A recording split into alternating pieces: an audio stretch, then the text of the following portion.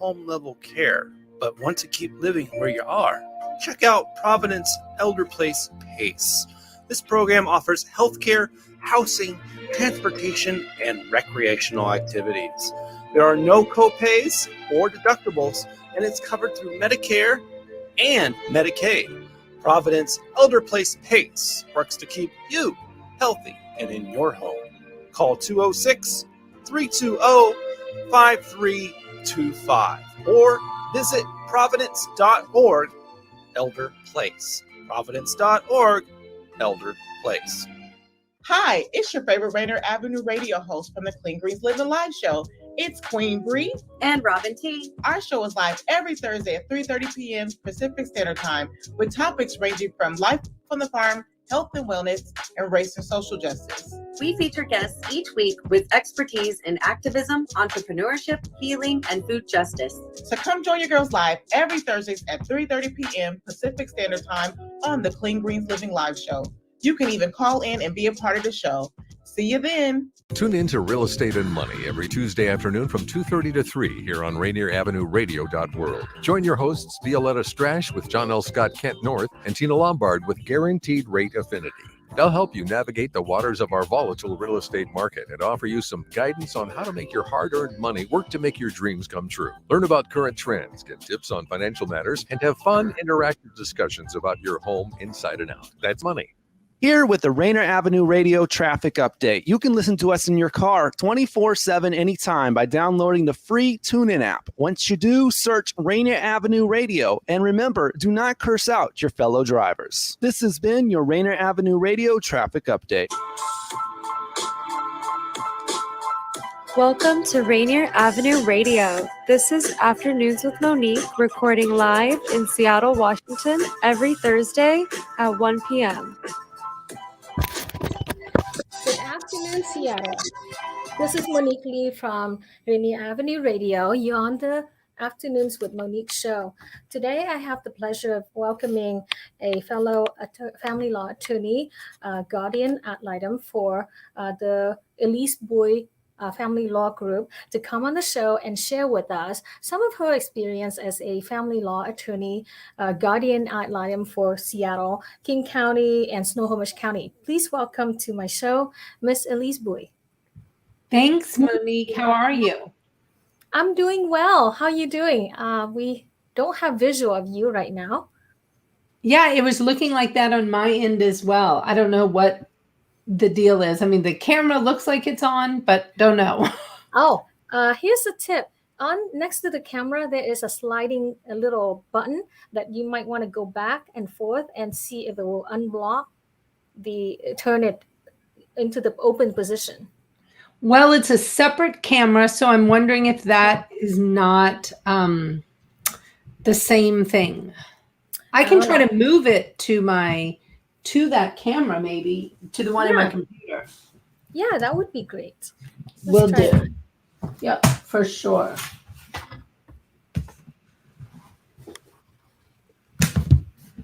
So at the beginning of the show, I like to introduce my audience. So I'll just talk until you're ready, and I'll see what we get. Sure.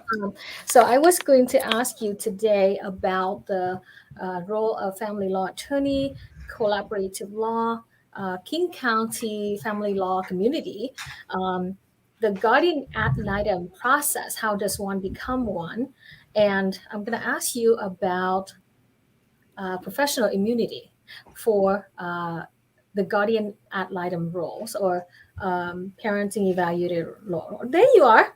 Perfect. Look at that. Good. Now, I cannot see you now, but I'm going to try to find you. Okay. Hold on. Let's see. Take you off of there. Okay. All right. Can you see me? I can. Perfect. Your office is very nice and bright. Are you working from home today? I am. Yes, I usually do. We have a virtual office. So I live on the Hood Canal. So most of the time I get to work checking out the sea lions swimming by me. Oh, that's wonderful. So let's get started with, I'm always very curious, and you're the first family law attorney I have on my show. Ah. Yeah, so it's a world that is kind of like a mystery to a lot of people until you have to find out about it, and most of the time it's an unfortunate event. But preparation, what do they say, prevention is the key to good health. So knowing is half the battle, and so I'm hoping that you can shed some light on so people have actually, when I let them know that I'm going to have a family law attorney on my show, they have said they wanted to log in and ask you a question about the prenup and all of that, and which is part of my touting that we are going to touch on some of the interesting topics, because as you know, the theme of the show is to get interesting people to talk about interesting stuff that can be helpful and useful to people, and hopefully we can be entertaining at times. But to be on my show, you got to be either informative, educational, or entertaining. So one of three or a combination thereof. But I would like that to be on the show. So let's first get to know you a little bit. And, you've been in Seattle from Louisiana. Yep. How long ago have you arrived here? Well, I moved to Seattle in 2011. It's a long story. I grew up in New Orleans, spent all my time in New Orleans, evacuated with Hurricane Katrina, ended up in Georgia, then in Minnesota, went through my own divorce, moved to Seattle in 2011, had to get relicensed again after being licensed in Louisiana and in Minnesota, and then started a practice, a family law practice here in 2015. And, have grown from a really small firm of just a couple of us to now we have about 38 people total. So that has grown a lot. And I love the Pacific Northwest. And like I told you, I live actually on the Hood Canal since the pandemic. So I've become kind of an orca freak. I get How far away is that from Seattle? I know that's kind of far, like an hour and a half away. Yeah, about an hour and a half. Exactly. But we do have a virtual office. And obviously with the pandemic, we have not had to go to our office since the pandemic started. And we're able to do everything virtually. Most of the courts out here have an extremely progressive e-filing system, and it allows, litigants and attorneys to stay safe and deal with COVID kind of from afar. So that's been nice. Right. And how many attorneys out of the 30-something staff do you have working as family law attorneys? I think there's 10 of us right now. Wow, that's quite a team. Yeah, it is. We really pride ourselves on being a team because family law is really like an emergency room. Sometimes things can happen just all of a sudden, and they can be pretty serious. Sometimes somebody might go grab a kid from school. They have no right to do it. And they go off with them. And all of a sudden we're involved in an emergency motion kind of situation. And so it is really important that you have a team approach, because when a client calls in that kind of situation, they need to be able to get somebody immediately who knows what's going on in their matter, if they're a current client, or who can hop on pretty immediately if they're a new client. And so with the kind of depth we have on our team, it allows us to handle things really quickly and with the professionalism that you need to be able to step in, in those tough spots. So I know from your website that you promote collaborative law. I know a little bit about the family law community, enough to be dangerous. That's a nice way of putting it. So tell us, how are you different from the McKinley Irvin of the world? Well, without pointing any fingers at any specific firms, one of the things that I would say we are so different in is our ability to creatively problem solve and to be just simply frank with our clients. In being able to tell clients how the decisions they're considering or the actions they're considering, how those are going to impact not only themselves personally, but their co-parenting relationship, and even more importantly, their children's mental health.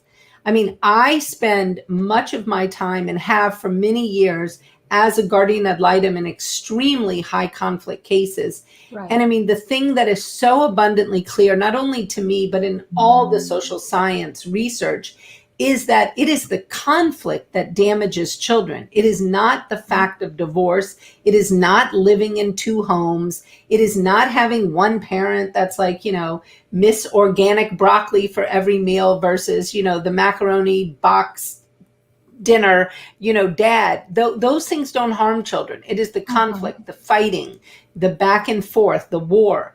And so many attorneys encourage that war because that war is what makes them money.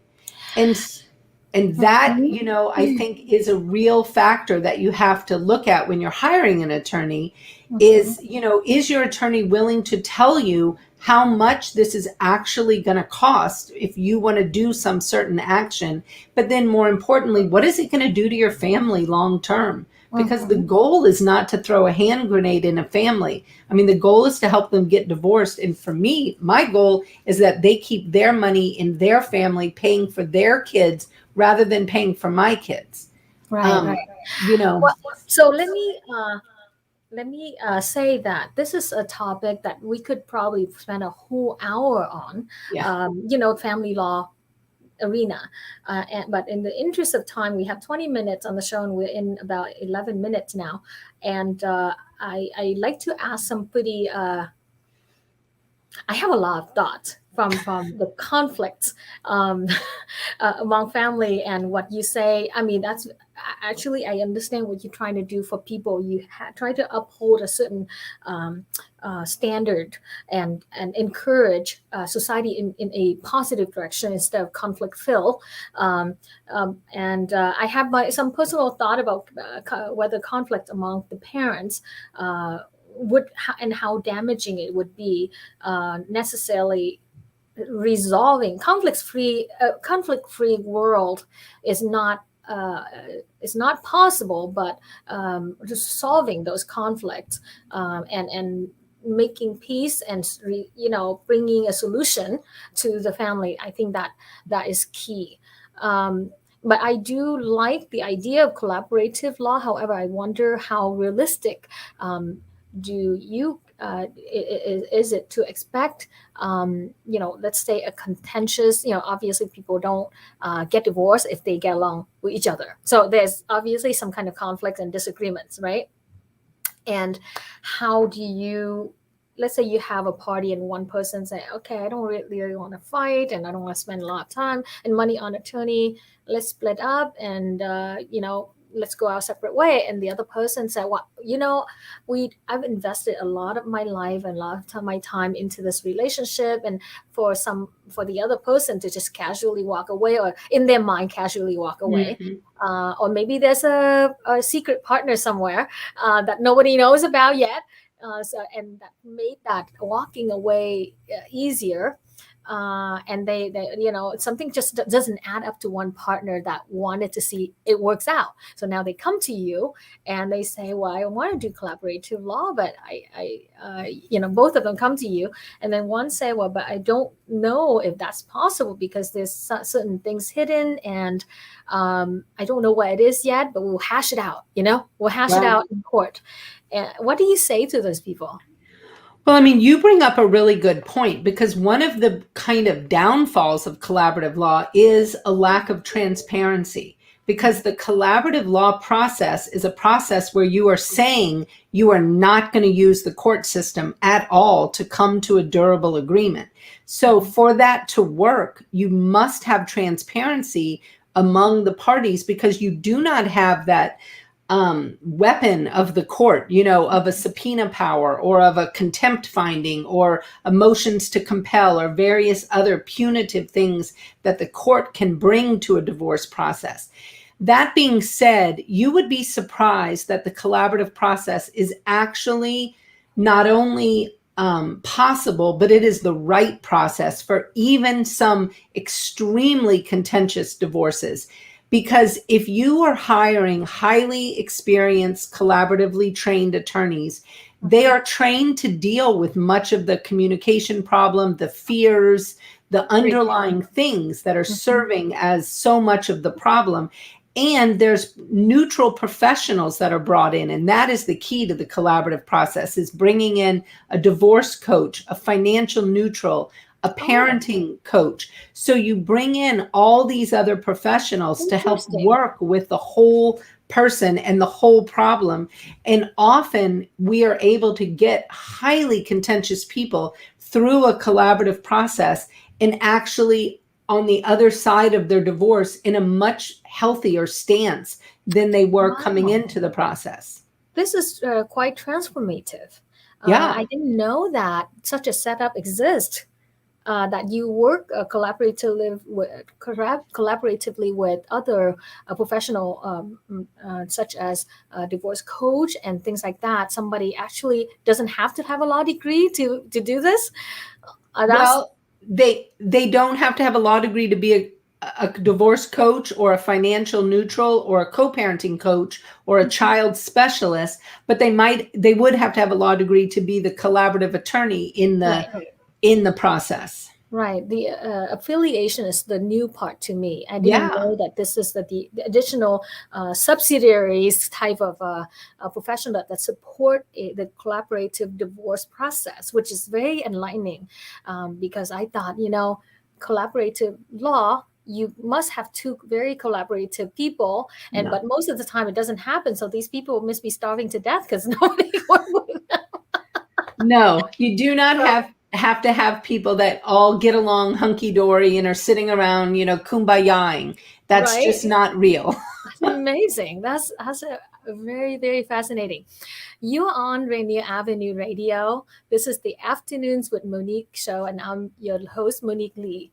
Today, I have Elise Buie, family law attorney and owner of the Elise Buie Family Law Group. We're talking about collaborative divorce law and divorce process, which is quite enlightening for me today, because I thought I know something and I learn something new every time I have an interesting guest like Elise on the show. So I'd like to know about the GAL world. I shared earlier that I want to have some of that toward the children questions. So that's one of the most contentious area, because it's emotional, it's difficult, it involves finance and a very long-term plan of child support. So a GAL has a very powerful role in the divorce process, in the recommendation they make to the court. So and the court typically, as I understand it, would rely on a GAL or a parenting evaluator. And I'll pause here and ask Elise to define for our audience who may or may not know what the role of a GAL or a parenting evaluator in a family law divorce case. Sure. A GAL is a Guardian Ad Litem, and so it is a neutral third party that has gone through particular training, and that training is dictated by county. And then there's also general rules under the Washington state law, the Guardian Ad Litem rules. But usually it's an attorney or somebody with a mental health background, and they're appointed by the judge when there's issues that come up in the case that the judge feels like they're not able to make a ruling based on the best interests of the child with the information they have in front of them. So it could be substance abuse allegations, domestic violence allegations, mental health allegations of one or both of the parents, or a special needs child. Things like that could bring in a Guardian Ad Litem. Oftentimes the parties agree, both attorneys and agree that they need a Guardian Ad Litem, so the attorneys will just do an agreed order to appoint a Guardian Ad Litem without the court, necessarily coming down and saying that initially. And I think you brought up a great point. It is the most invasive of the processes. Because this party is going out and investigating this family and answering whatever the judge's specific questions are. And, that can be questions of whether there was domestic violence in the past, whether, there's mental health of one or both of the parents that's impacting the child's best interest, all kinds of things. And so that Guardian Ad Litem does a thorough investigation and then writes a report to the court, which is shared with all the litigants and the parents. setting forth what they've done in their investigation, what they've learned, and then they make recommendations, answering the judge's specific questions, and then often more generally questions like, what would the residential schedule of the child look like? What about decision making between the parents? And if any supportive services might be appropriate for the family to help the family move forward more successfully, keeping the child's best interest in the front of all the decisions. I understand there's a slight difference between a parenting evaluator and a guardian ad litem. What's the difference? Well, a guardian ad litem is a party to the case under the rules, whereas a parenting evaluator is an expert that's hired in the case. They are not a party to the case.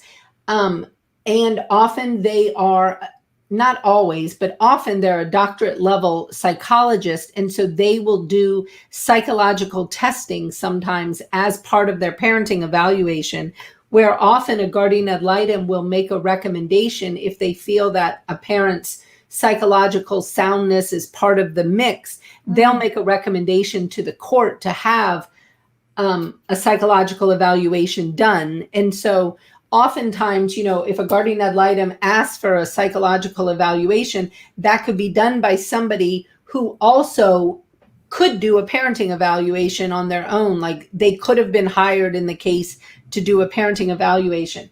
The people who do it though as psychologists, and I am not a psychologist, so I don't mean to speak to all their rules, but they're under different rules under the, Psychological Association, and they also follow certain rules under the WAC. Which are Washington rules that they have to abide by. So there's, some differences in that regard. So the WAC is the Washington, what does it stand for again? Washington Court? Is it? I think it's called, it's like Washington Administrative Court, but I would have to look it up to tell you exactly. Right. Because right. I do not use the WACs. I don't cite them often. So you use the RCW, which is Washington. Exactly. See, it's court rules. That's right. Okay. All right. So I find it, during our couple years, 18 months ago or so, we had this Occupy Seattle with the jobs and jazz, and police immunity was brought up. And there were a lot of cases where police were being, the immunity law is being scrutinized. That is there a carte blanche immunity that should be afforded to professionals such as a police officers? Now, I'm going to go into the family law world, and I know that these experts that you work with, probably attorney, do not get to enjoy this immunity. But I know that the expert, the PhD level, the psychologist, even if they were wrong in the evaluation, I believe they do get to enjoy that immunity. It's called qualified immunity or something like that. I think it's usually called quasi-judicial immunity, but I think you would have to go into the case law to really determine what would give rise to such immunity. You don't see, or I don't see, cases like this often at all where somebody is invoking some type of immunity. Because in all likelihood, if a professional, let's say a guardian ad litem or a parenting evaluator, really botched their job, that would have come up in a trial court setting where the trial judge, upon that expert being cross-examined by the attorneys and questioned by the court as well, they would have come up that the trial judge would have thrown out any recommendations if they felt that their work was not, kind of up to par of the rules and right. And so it is rare. I mean, I don't know. I would have to literally go do like an analysis of the case law to tell you how often this happens. I don't know the answer to that, but I think it is exceedingly rare, because I think that is why a guardian ad litem, they only make recommendations. They don't have any decision-making power, and they do not decide credibility determinations. That is all left up to the judge. And so level. That's kind of right. What happens in a trial, and that's, one of the good and bad, of trial. But I mean, the whole thought of cross-examination, and that is how you bring out, in our judicial system, at least, that is how you bring out the truth, is through cross-examination, and so that's why a judge has that power to make those credibility determinations and to determine whether that Guardian Ad Litem report or parenting evaluation report was up to par. Credible, right? Yep. Okay. One of the audience members sent in a question for you about prenup. So, do you handle prenups at your firm? We sure do. Yeah. And this time of year, prenups are huge. Obviously, like right after the holidays, a lot of people get engaged, and then upcoming with, Valentine's Day. And, you think of like June as the wedding month. So a lot of people do prenups at this time of the year, for sure. So the question is, does a prenup, can you open the door? Somebody's here with early probably appointments. We have a live show on right now. Please close the door. Let them know that. All right. Thank you. Sorry about that, folks. So the question is, does prenup always have to do with money, or can a prenup have a built-in aspect of expectations? For example, and I've heard this in wealthier family where you got to be married to me for 10 years to be allowed this kind of a financial settlement, and there's a financial incentive, but the purpose is to protect maybe a family reputation, or protect somebody's expectation of stability, or in the case if one of us have an affair, how much can you put in? If one of us have an affair, the other person have to pay that person $500,000 to walk away. Can you do that? I could not answer that specifically, because there's a lot of things that go into a prenup, and the whole issue of prenups, that is probably the biggest problem area, is the enforceability of a prenup. Right. And so many people think that they can come to an attorney, they might be getting married 3 weeks from now, and they think, oh, I'm going to just get this prenup and everything's going to be fine. In all likelihood, coming to an attorney 3 weeks before your marriage means, and if an attorney did that prenup, which we would not, we would find that unethical. We would not do it, because it would not be enforceable, because the court really looks to issues of equality of power. So did both people have an attorney to represent them where they were able to get their questions answered? They look to things like duress. What is the power imbalance in the couple? Does somebody have all the power, all the money, and they're, threatening somebody else to do something? And then there's the timing of it. How much time was there to think about this? And was the person really being put on the spot? And so it is very hard to answer those types of questions. And I mean, the court, a prenup is a very positive thing in most cases, because you can work out many areas so that if something were to happen later on, you don't have to fight about those, and you can turn your divorce into a very simple process. That being said, I mean, fighting the enforceability of a prenup is something that, if there's a window to fight it, courts are not hesitant at all to find a prenup unenforceable if, certain things were violated in putting it together. And that's why you have to have an attorney, a credible attorney on both sides. Well, we are out of time, and I would like to thank you for joining me on the show. And I'm going to have you back. Will you come back and share more about this very fascinating subject with our audience? Course. Absolutely. I don't think I have enough time in half an hour to do this. So we've got to have you back, please. Thank you very much. You're on Afternoons with Monique, and you're on Rainier Avenue Radio Show with Elise Buie, family law attorney. Have a good afternoon, everybody. Thank you so much for having me. You're welcome. This is Paul Pearson, host of Star